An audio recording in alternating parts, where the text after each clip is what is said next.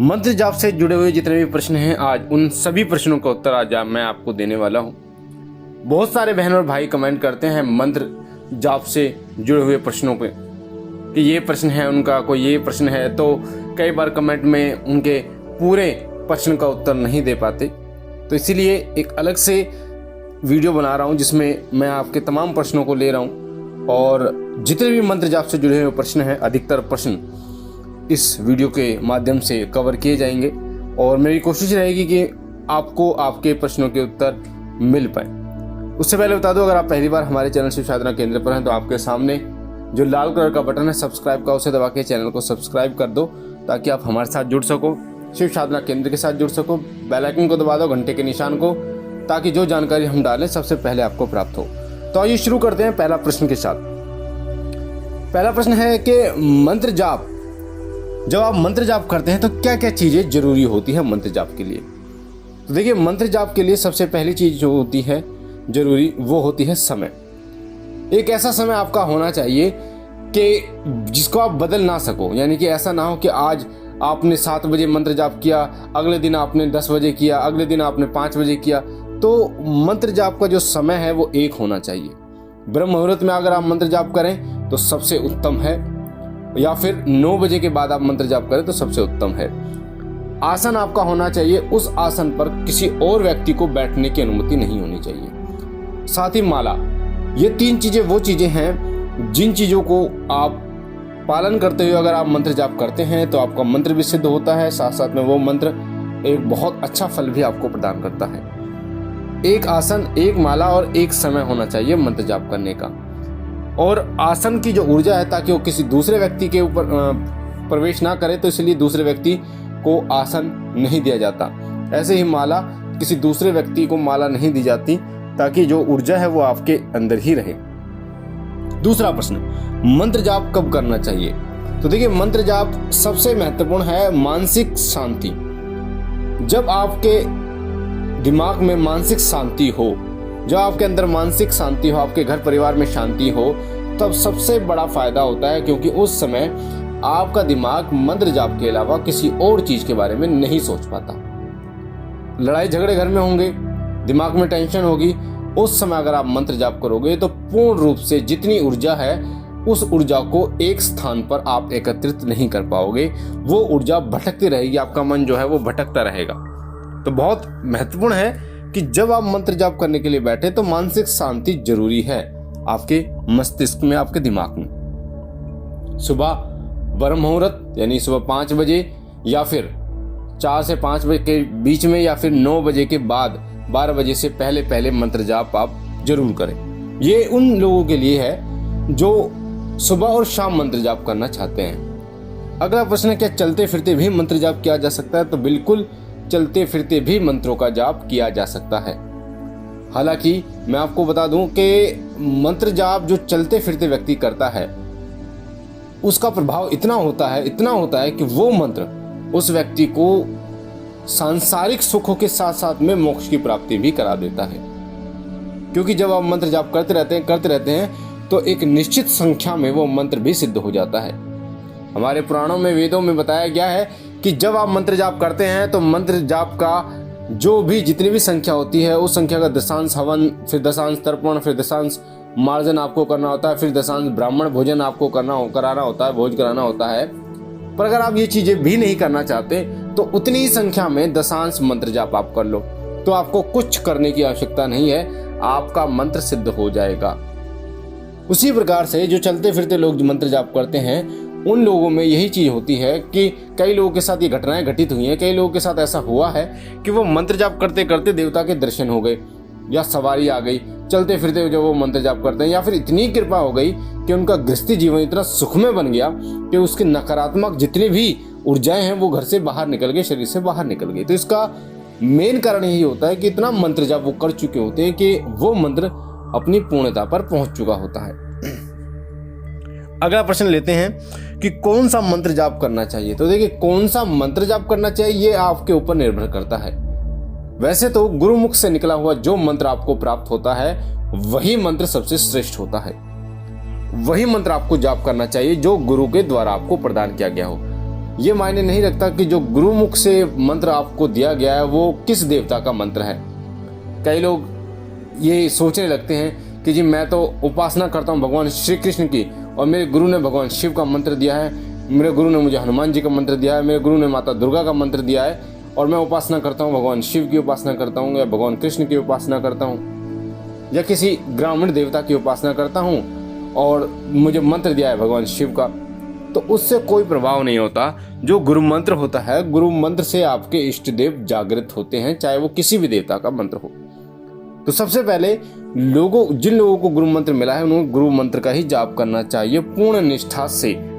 उसके बाद अगर वो चाहें तो अपने इष्ट देव के हिसाब से वो अपना मंत्र का जाप कर सकते हैं। जैसे ओम नमः शिवाय भगवान शिव के जो उपासक हैं वो कर सकते हैं, ओम दुम दुर्गाय नमः माता दुर्गा के उपासक हैं, ओम क्रीम कालिकाय नमः माता काली के उपासक हैं, ओम हनुमते नमः जो हनुमान महाराज के उपासक हैं, ओम क्रीम कृष्णाय नमः जो भगवान कृष्ण के उपासक हैं। तो जो जिसका उपासक है वो उसका मंत्र जाप कर सकता है। ओम नमः भगवते वासुदेवाय नमः भगवान विष्णु के उपासक हैं, तो जो जिसके उपासक हैं वो उसका कर सकते हैं। साथ साथ में आप बीज मंत्रों का भी जाप आप कर सकते हैं, क्रीम श्रीम ह्रीम राम, ये जो बीज मंत्र होते हैं इनका भी आप जाप कर सकते हैं। अगला प्रश्न है, क्या बिना स्नान किए जाप किया जा सकता है? तो देखिए, बिना स्नान किए जाप किया जा सकता है। हमारे जो शास्त्र हैं उनमें आचमन की एक क्रिया है। आचमन आप सीख लीजिए, आचमन कैसे किया जाता है। आचमन करने के बाद शुद्धिकरण हो जाता है, उसके बाद आप मंत्र जाप आप कर सकते हैं। वैसे मुँह हाथ धोकर भी मंत्र जाप कर सकते हैं, पर यह आपके ऊपर निर्भर करता है कि कितनी पवित्रता आप रखेंगे। अब उन लोगों के लिए जिनके कपड़े गंदे हैं या आंतरिक रूप से जो गंदे हैं, आंतरिक रूप से जो स्वच्छ नहीं है, तो उनके लिए तो नहाना और कपड़े बदलना बहुत अनिवार्य है। बिना नहाए उन लोगों के लिए कहा जाता है जो अपना ध्यान रखते हैं, यानी कपड़े गंदे ना हो, कोई ऐसा कार्य ना किया हो जिससे दूषित हुए हो, जैसे सहवास में वो ना गए हों, तो भी वो मुंह हाथ धोकर मंत्र जाप कर सकते हैं। अगला प्रश्न है, क्या बिना संकल्प से मंत्र जाप का फायदा मिलता है? तो देखिए, बिल्कुल बिना संकल्प के द्वारा किया गया मंत्र जाप भी फायदा देता है, पर उसकी कोई समय सीमा नहीं होती। आप ये सोचो कि मैं चलते फिरते जाप कर रहा हूँ या फिर बिना संकल्प के जाप कर रहा हूँ, 1 साल हो गया, उसका फल मुझे प्राप्त नहीं हो। उसका फल आपको आपके जाप के बीच में भी प्राप्त हो सकता है, जाप के बाद भी आपको प्राप्त हो सकता है। उसका कोई समय नहीं होता, वो आपको कब प्राप्त होगा, क्योंकि वो देवता के ऊपर निर्भर करता है कि उस जाप का फल वो आपको कब प्रदान कर रहे हैं। पर जो संकल्प के साथ जो किया जाता है, जो मंत्र संकल्प के साथ किया जाता है मंत्र जाप, तो उस समय आपकी इच्छा, आपकी मनोकामना भी उसमें जुड़ी होती है, तो एक समय सीमा भी जुड़ी होती है। तो उसी समय सीमा के बाद आपकी इच्छा पूर्ण हो जाती है अगर आप संकल्प लेके किसी मंत्र का जाप करते हैं। अगला प्रश्न है, क्या बिना गुरु के भी मंत्र जाप किया जा सकता है? तो बिल्कुल बिना गुरु के भी मंत्र जाप किया जा सकता है। भगवान शिव को प्रणाम करते हुए उनको गुरु मानकर आप मंत्र जाप आप कर सकते हैं। हालांकि कुल देवी और कुल देवता का मंत्र जाप आप ऐसे ही कर सकते हैं, उनमें गुरु की आवश्यकता भी नहीं होती। और साथ ही जैसे मैंने ओम नमः शिवाय मंत्र बताया, ओम दुर्गा मंत्र बताया या ओम हनुमते मंत्र बताया आपको, और भी ओम नमः भगवते वासुदेवाय नमः मंत्र बताया, तो इनको तो आप बिना गुरु के भी कर सकते हैं। पर कई बहन और भाई शाबर मंत्रों को उठा लेते हैं बिना गुरु के, जो गलत है। तांत्रिक मंत्रों को उठा लेते हैं, जो गलत है। साथ ही कई ऐसे उग्र मंत्र हैं जिनको उठा लेते हैं, जिनमें बीज मंत्रों का सबसे ज़्यादा प्रयोग किया जाता है। तो इन मंत्रों का जाप बिना गुरु के ना करें। जैसे नवाण मंत्र में बीज मंत्रों का उपयोग सबसे ज़्यादा किया गया है, तो बिना गुरु के अगर आप कर रहे हैं तो पूर्ण विधि से भगवान शिव को गुरु मानकर मंत्र जाप कीजिए, वरना बिना गुरु के आप इन मंत्रों का जाप बिल्कुल भी ना करें। इनका नकारात्मक प्रभाव भी आपके जीवन पर पड़ता है। अगला प्रश्न कि मंत्र का फल कब मिलता है? तो देखिए, मंत्र का फल मैंने आपको पहले प्रश्न में बताया कि मंत्र का फल आपके संकल्प के ऊपर निर्भर करता है। आपने अगर संकल्प लिया है तो एक निश्चित समय में उसका फल आपको प्राप्त हो जाता है, नहीं लिया तो वो देवता के ऊपर निर्भर करता है कि फल आपको वो कब देंगे। अगला प्रश्न है, मंत्र सिद्ध कब होता है, उसके क्या लक्षण होते हैं? तो देखिए, जब मंत्र सिद्ध होता है तो एक निश्चित संख्या पर जाकर मंत्र सिद्ध होता है। सभी मंत्र कीलित होते हैं, पर जब आप निश्चित संख्या पर जाते हैं, जैसे आपने देखा होगा कि किसी पत्थर को तोड़ने के लिए आप बार बार उसमें मारते रहो, पर जब एक निश्चित संख्या पर एक ऐसी समय आता है, एक ऐसी संख्या आती है जब एक चोट में ही वो पत्थर टूट जाता है। तो ऐसा नहीं है कि वो एक ही चोट में टूटा है, कई चोटें मारी गई हैं तब जाके अंत की चोट में वो टूटा। इसी प्रकार से मंत्र जो है वो कीलित होते हैं। तो जब आप निरंतर जाप करते रहते हैं तो एक संख्या पर आकर वो मंत्र उत्कीर्ण हो जाता है, यानी वो टूट जाता है, उसका जो कवच है उत्कीर्ण हो जाता है। और फिर वो मंत्र, जैसे किसी मंत्र की सिद्ध संख्या 1.25 लाख होती है, किसी की मंत्र संख्या 10 लाख होती है, 5 लाख होती है, और भी बहुत सारी होती है, 21,000 भी होती है, 10,000, 11,000 भी होती है शावर मंत्रों की, तो वो अलग अलग होती है। तो एक निश्चित संख्या पे जाके वो मंत्र जो है वो सिद्ध हो जाते हैं। तो लक्षण क्या है, मंत्र सिद्ध होने के लक्षण क्या हैं? तो देखिए, मंत्र सिद्ध होने के जो लक्षण हैं वो सबसे पहला लक्षण है होता है कि जब आपका मंत्र सिद्ध होता है तो आपकी ज्योत में फूल बनना शुरू हो जाता है, और वो कई बार फूल बनता है, यानी सुबह शाम फूल बनता है।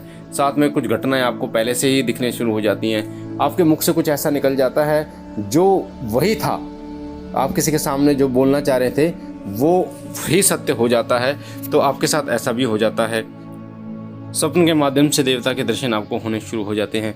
कई घटनाओं का ज्ञान आपको होना शुरू हो जाता है। आपके मस्तिष्क में खुद एक ऐसी फिल्म चलने लगती है जिससे आपको ये पता चल जाता है कि अब यार ये ऐसा होने वाला है और ऐसा होगा। आप किसी से कुछ बोल देते हैं तो वो सत्य हो जाता है।